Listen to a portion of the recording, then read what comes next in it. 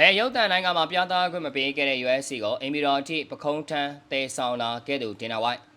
တိုက်ခိုက်အားကစားစီးတွေကိုတင်ဆက်ပေးနေတဲ့ကိစ္စကြတဲ့ကနေပြန်လည်ကြိုးလိုက်ပါရင် USC ဖွဲ့စည်းကြီးဟာဘလောက်ထိခီးပေါက်လာခဲ့ပြီလဲဆိုတာကိုသိပြလိုက်တဲ့အနေနဲ့ American သမ္မတ Donald Trump ရဲ့ USC CEO တင်နာဝိုက်တို့ပူးပေါင်းပြီးလာမယ့်ဇွန်လ14ရက်နေ့မှာအင်မီတော်ရဲ့တောင်ဘက်မြက်ခင်းပြမှာ USC Freedom 250ပြိုင်ပွဲကြီးကိုကျင်းပပြုလုပ်သွားတော့မှာဖြစ်ပါတယ်ဒီပွဲစဉ်ကျင်းပမယ့်နေ့ဟာအမေရိကန်ရဲ့အလံတော်လေးနဲ့သမ္မတ Trump ရဲ့အသက်80ပြည့်မွေးနေ့တို့နဲ့တိုက်ဆိုင်နေပြီးအမေရိကန်နိုင်ငံရဲ့250ကျင်းမြောက်လွတ်လပ်ရေးနှစ်ပတ်လည်အထိမ်းအမှတ်အခမ်းအနားတွေအတွက်ခမ်းနားထင်သွားတဲ့အစာပြုံးမှုတစ်ခုလည်းဖြစ်လာမှာပါဒီပွဲစဉ်ရဲ့အဓိကတွဲဆိုင်ပြီး American Superstar Justin Gage နဲ့ Spain Georgia Fighter Ilia Topuria တို့ကလိုင်းဝဲကမ္ဘာချန်ပီယံခပတ်လူပွဲရှင်းမိုင်းကစားသွားကြမှာဖြစ်ပါတယ်ဒါအင်ပီရောသမိုင်းနဲ့ရှောင်းပထမဆုံးအချိန်ကျင်းပမယ့် USC ပွဲအဖြစ်မှတ်တမ်းဝင်သွားတော့မှာဖြစ်ပါတယ်ဒီချိန်ကလူသားချင်းကြက်တိုင်ပေးနေတာလို့ဝေဖန်ခဲ့ရခံခဲ့ရပြီးလူမှုကွန်ရက်နဲ့ရုပ်သံလိုင်းတော်တော်များများမှာပြပင်တားစီခြင်းခံခဲ့ရတဲ့ USC ဟာအခုခါမှာတော့ဒီနာဝိုင်းရဲ့ဥဆောင်အောက်မှာဒေါ်လာ1.5ဘီလီယံတန်ဖိုးရှိတဲ့ကမ္ဘာလုံးဆိုင်ရာအင်ပါရာကြီးတစ်ခုဖြင့်အသွင်ပြောင်းလဲသွားခဲ့ပြီးဖြစ်ပါတယ်2000ခုနှစ်ကအောက်ခြေအဆင့်ကနေစတင်ခဲ့ပြီးတဲ့နောက်ဒီနာဝိုင်းဟာကစားမတွဲဆိုင်တွေကိုစနစ်တကျစီစဉ်ပေးတာတွေ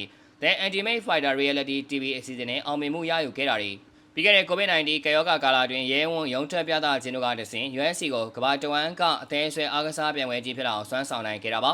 ဒီမီတော်ကပွဲအဆင့်မှာအမေရိကန်နိုင်ငံတော်တချင်းဖျော်ဖြေမှုအပါအဝင်အမေရိကန်ရဲ့ထိပ်တန်း MMA Fighter တွေပါဝင်လာမဲ့ထူးခြားတဲ့အစီအစဉ်တွေပါဝင်လာမှာပါဝေဖန်ရေးသမားတချို့ကသမရရဲ့တရားဝင်နေတော့မှာအခုလိုသွေးထက်တန်ရုံဖြစ်စေနိုင်တဲ့အားကစားမျိုးကျင်းပတဲ့အပေါ်အမြင်မကြည်ဖြစ်နေကြပေမဲ့ဒီနာဝိုင်းနဲ့ Trump တို့ကတော့ဒါအမေရိကန်လူမျိုးတွေတိုက်ခိုက်လို့စိတ်သက်ပြင်းပြမှုနဲ့ဖျော်ဖြေကဏ္ဍကိုဂုဏ်ပြုဆင်နွှဲတာဖြစ်တယ်လို့ပြောဆိုထားပါတယ်ဒီနာရိုက်အတွက်ကတော့ဒီပွဲဟာတစ်ချိန်ကအပေခံထားတဲ့အားကစားတွေကိုအမေရိကန်နိုင်ငံရဲ့အကြော်ကြားဆုံးလိပ်စာဖြစ်တဲ့အင်မီတော်အထိဆွဲခေါ်လာနိုင်ခဲ့တဲ့သူ့ဘဝရဲ့အမြင့်ဆုံးအောင်မြင်မှုမှတ်တိုင်ကြီးဖြစ်လာခဲ့ပါတယ်ဒီနေ့တင်ဆက်မှုကဒီလောက်ပါပဲနောက်ဆုံးရတိုက်ခိုက်ရေးအားကစားသတင်းတွေစိတ်ဝင်စားဖွယ်အကြောင်းတွေကိုတင်ဆက်ပေးမှာမို့လို့ page ကို like and follow လုပ်ပြီးဗီဒီယိုလေးကိုလည်း share ပေးကြပါအောင်လို့ပြောရင်းနဲ့ညီကုန်းချုပ်လိုက်ရပါတယ်ခင်ဗျာ